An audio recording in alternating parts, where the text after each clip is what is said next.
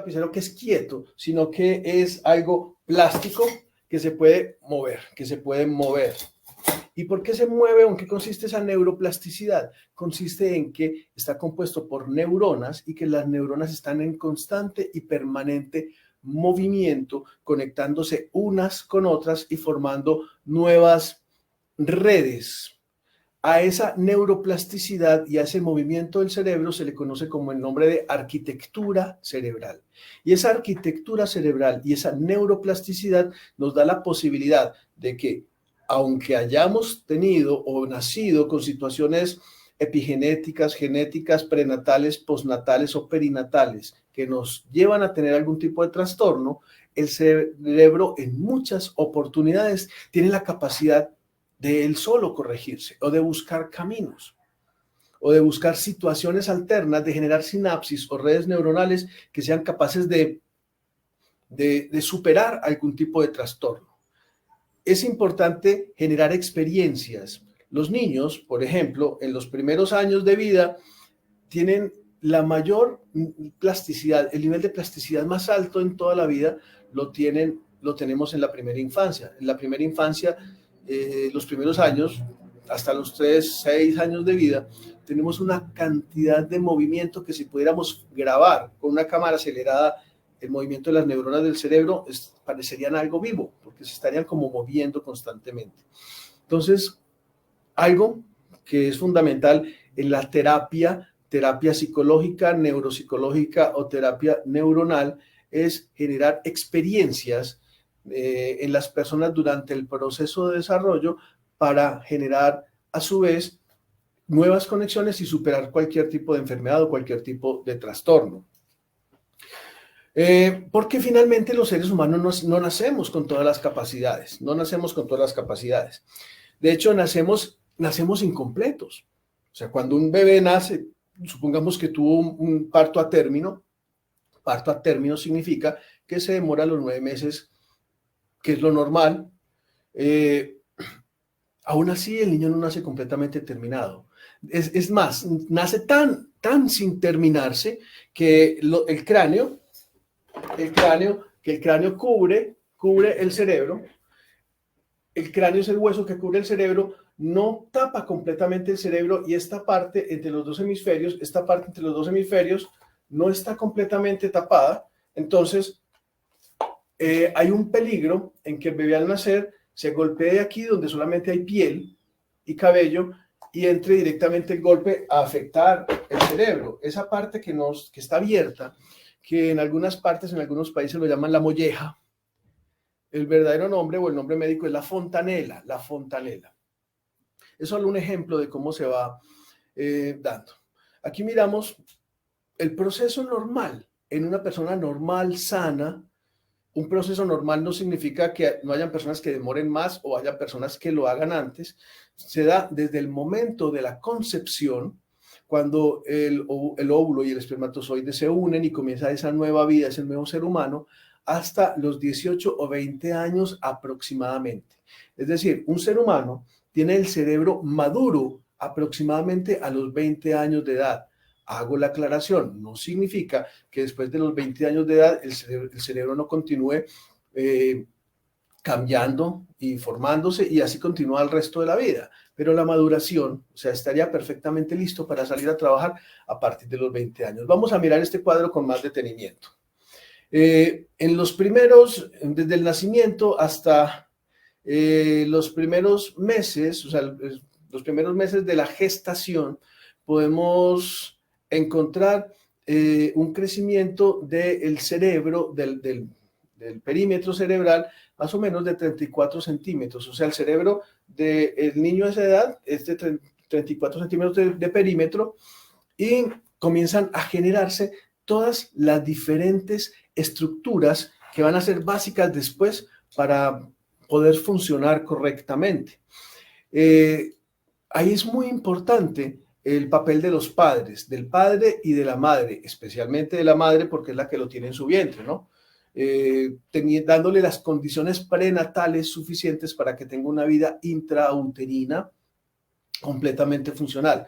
¿Cuáles son esas condiciones? Una correcta alimentación, el sueño. dormir. Dormir con calidad y cantidad, la madre debía hacerlo. Manejo del estrés, porque sabemos que cuando se generan niveles de estrés altos, se produce, entre muchas otras situaciones, el cortisol, y el cortisol es es un químico, una molécula compleja, un neuropéptido que es capaz de atravesar placenta y por vientre uterina puede afectar al bebé. Un bebé puede estar estresado también, ¿quién creería?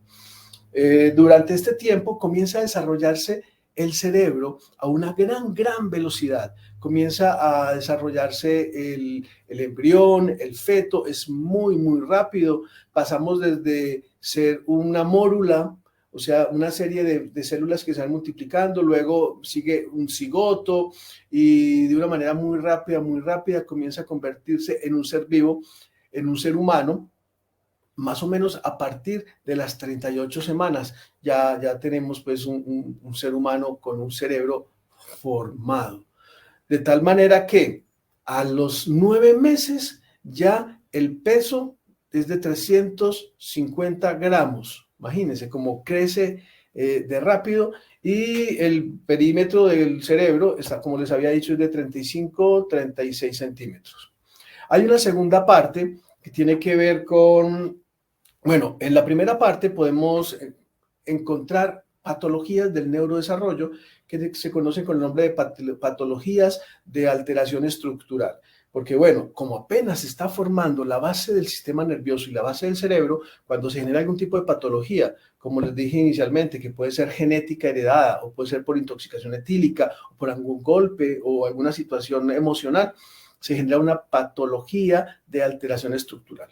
Luego continuamos con el neurodesarrollo, ya cuando el bebé nace, después del parto, cuando el bebé nace, la parte que sigue allí es el desarrollo de todas las habilidades motoras,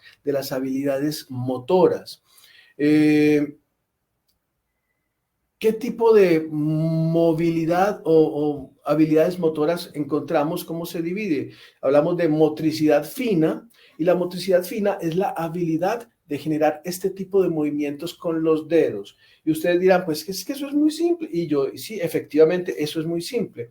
Pero gracias a este movimiento de pinza tan simple es que podemos tomar un lapicero, tomar un lápiz, tomar una herramienta, por ejemplo, manipular unas tijeras. Esto que es tan simple se demora bastante en desarrollarse, pero este movimiento simple de pinza, que es la motricidad fina, es la que nos da la base para cualquier tipo, para manejar computadores, para manipular, para trabajar, para todo. Entonces, cuando no se da ese desarrollo de motricidad fina, el niño va a tener una alteración gravísima del neurodesarrollo que le va a impedir ser productivo o incluso ser feliz. Y está la otra motricidad, que es la motricidad gruesa, y tiene que ver con la habilidad de saltar, brincar, correr y moverse por el mundo. Ese neurodesarrollo, tengamos en cuenta que cuando el bebé nace, pues no puede hacer nada por sí mismo, ni siquiera es capaz de moverse de un lado para otro. Si usted lo acuesta de una manera, ahí se quedó. Y si, por ejemplo, tiene algún tipo de vómito, ¿cuántos niños no se han muerto porque recién nacidos vomitan y se ahogan con su propio vómito? Ellos no son capaces todavía de ponerse de lado. Lentamente va comenzando con el chupeteo. Lo primero que puede el niño, como se conecta al mundo, y esto es muy bonito porque la gente cree que la primera manera de conectarse con el mundo es por la vista, ¿no? La primera manera como el bebé se conecta por el mundo es por el olfato. Así es como reconoce a su madre o a la gente o lo que lo rodea, por el olfato, porque la vista se desarrolla en meses posteriores. Pero luego comenzamos con movimientos que son movimientos reflejos, como el movimiento del agarre. Usted le coloca al bebé desde que nace algo en la mano y ahí mismo el bebé agarra, es un reflejo, agarra duro, simplemente le toca la palma de la mano y el bebé agarra. O usted levanta al bebé de los bracitos y automáticamente comienza a caminar en el aire, porque es un instinto, es un reflejo con el que todos nosotros sanos, cuando hubo un desarrollo prenatal, nacemos. Y luego comienza de pronto, le toca a usted la planta del pie y el niño mismo lo encorva. Son los primeros movimientos, pero luego los vamos desarrollando. Todo esto es motricidad y se van desarrollando los circuitos motores. Cuando eso no sucede bien, la patología es una patología que tiene que ver con parálisis cerebral y dificultades en el lenguaje. Miren, el lenguaje también es mover los labios, es mover la lengua. Entonces, en esta parte primera es bien importante el desarrollo de todos los movimientos. Y hay una tercera parte que tiene que ver con el desarrollo de las habilidades cognitivas, que es el desarrollo del lenguaje y la comprensión de lo que lo rodea. Es esa habilidad de ir más allá, de ser capaz de interpretar su entorno, o como dice la teoría de la mente, es capaz de identificar todo aquello que lo rodea, incluso es capaz de leerle la mente a las personas, es decir, de identificar los estados emocionales. El cráneo, la circunferencia craneal pasa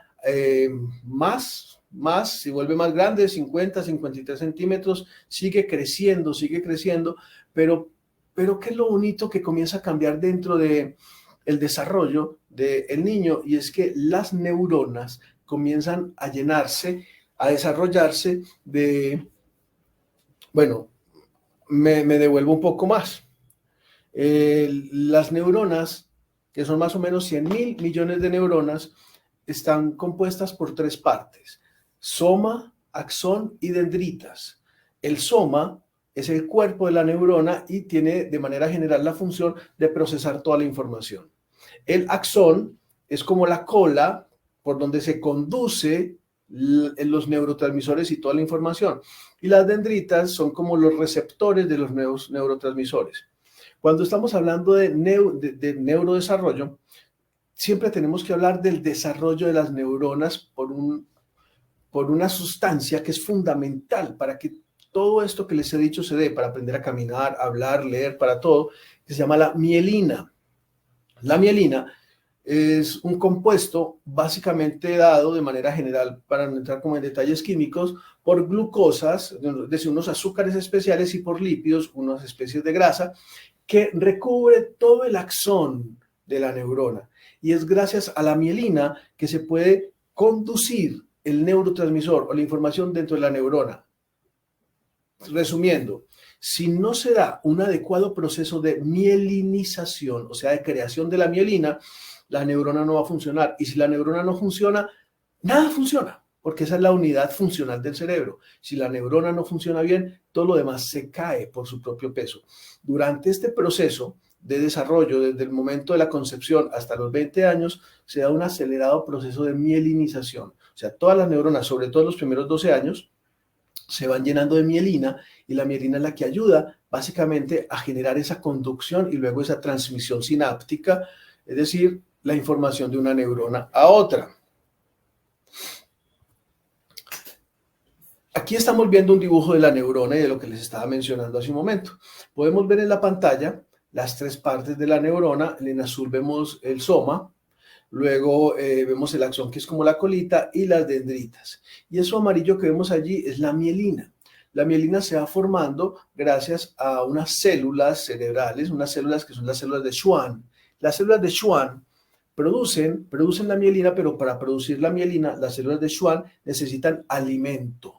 Y ahí es donde hablábamos de esos factores socioeconómicos que pueden alterar la maduración y el desarrollo. Si no tienen la suficiente alimentación, las células de Schwann no producen mielina. Si no hay mielina, las neuronas no funcionan bien, y si las neuronas no funcionan bien, entonces ese ser humano no va a poder aprender a hablar, o su cerebro no va a tener funciones cognitivas o neurocognitivas, o incluso va a tener dificultades de movimiento, por ejemplo. Vemos cómo la mielina ayuda a la transmisión de la información. Vemos allí donde está el cangurito que hay como unos nódulos o unos espacios vacíos entre vaina de mielina y vaina de mielina. Esos nódulos o esos espacios se llaman nódulos de Rambier. Gracias a esos espacios es que, por medio de un intercambio electroquímico, es que el neurotransmisor se va moviendo. Si no hubiera vainas de mielina, como vemos abajo en el caracol, en el dibujo del caracol, entonces esa transmisión no se daría. Enfermedades que todos conocemos, por ejemplo, la esclerosis. La esclerosis es una enfermedad que se llama enfermedad desmielinizante, que significa que la mielina se comienza a perder a través de la vida, y finalmente la neurona pierde su capacidad de transmitir. O sea, si no hay mielina, no hay transmisión. Cuando hay, por ejemplo, consumo de ciertas sustancias, cierta cantidad de alcohol, también la mielina comienza a perderse. Es como cuando tenemos un cable eléctrico y se empieza a pelar ese cable, pues las cosas dejan de funcionar. Entonces, miren qué importante es la mielinización, y para ello, qué importante, además de los factores epigenéticos y genéticos, son también los factores sociales. Lo importante de alimentar bien a nuestros colaboradores, a nuestra sociedad, a nuestra comunidad, especialmente durante la época de maduración, que es desde el parto hasta los 20 años. Hay unos niveles muy interesantes. Aquí vemos dos cuadros y los coloqué juntos para que podamos comparar. En el cuadro de la derecha, no en el triángulo, sino en el cuadro de la derecha, estos obviamente están tomados de unas universidades, pues derechos de autor, la Universidad Benito Juárez, fue quien lo presentó. El primer momento de la maduración del sistema nervioso se da a nivel espinal, y aquí es donde en los 2 primeros meses de vida, que es lo que ayuda a los movimientos, ya lo habíamos visto, a los movimientos, o sea, la parte motora, sobre todo motora gruesa. Luego sigue el desarrollo del tallo cerebral, que en esta etapa se van desarrollando todos los diferentes, por ejemplo, el ser capaz del niño de ponerse, de levantar la cabecita, de desarrollar una interacción mayor con el medio ambiente, más o menos de los 4 a los 6 meses. Luego se da el desarrollo del mesencéfalo, y en este desarrollo del mesencéfalo se caracteriza porque el niño comienza a gatear. Y aquí es muy importante para quienes aquí tienen o van a tener hijos. Es importante para el desarrollo y maduración del cerebro que el bebé gatee. O sea, gatee es que ande en 4 patas. Porque hay muchos que dicen, ay, es que mi niño es pasó de estar acostado a caminar, nunca gateó. Eso puede suceder, claro que puede suceder, pero lo ideal es que gatee, porque cuando el niño está gateando, nos está hablando de que hay un desarrollo armónico del mesencéfalo. Y cuando está adulto, tiene la capacidad refleja para responder ante caídas o ante cualquier situación. Si no gatea, es posible que, seguro, va a tener mayores caídas y mayores posibilidades de accidentes. Y por último, tenemos la parte del desarrollo a nivel cortical, y es cuando comienza a caminar como un bípedo. Para nosotros eso es muy normal, caminar en 2 piernas, pero no se imaginan, mis queridos amigos, amigas que están viendo, el logro tan grande evolutivo que es caminar en 2 piernas. Es tan grande eso que no se han podido hasta ahora hacer robots que caminen en 2 piernas como nosotros y que coordinen de esa manera. Y eso se da gracias al desarrollo del nivel cortical. Ahora, con esas bases biológicas pasamos al triángulo, y el triángulo nos va a hablar de cómo se continúa dando ese desarrollo a nivel cognitivo. Lo primero, para poder desarrollarnos cognitivamente, es tener un desarrollo de las habilidades sensoriales.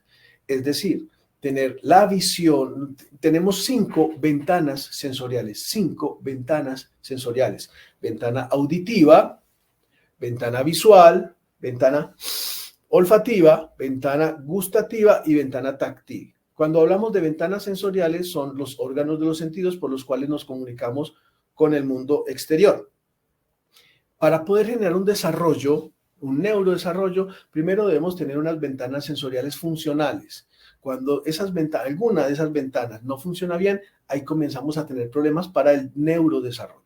Luego se desarrollan las habilidades motrices, las que ya mencionamos, motricidad fina y motricidad gruesa.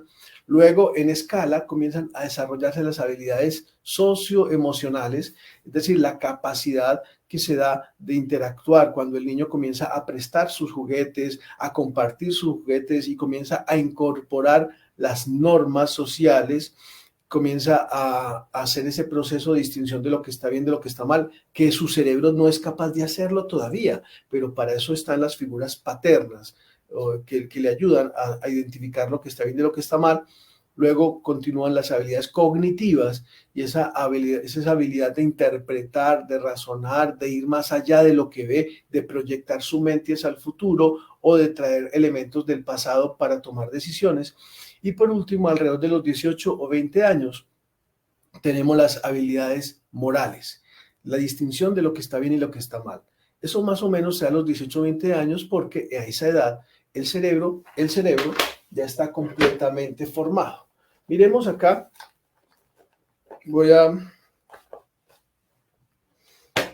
acá tenemos el cerebro, y aquí tenemos el lóbulo frontal, aquí tenemos el temporal, aquí el parietal, los temporales y el occipital.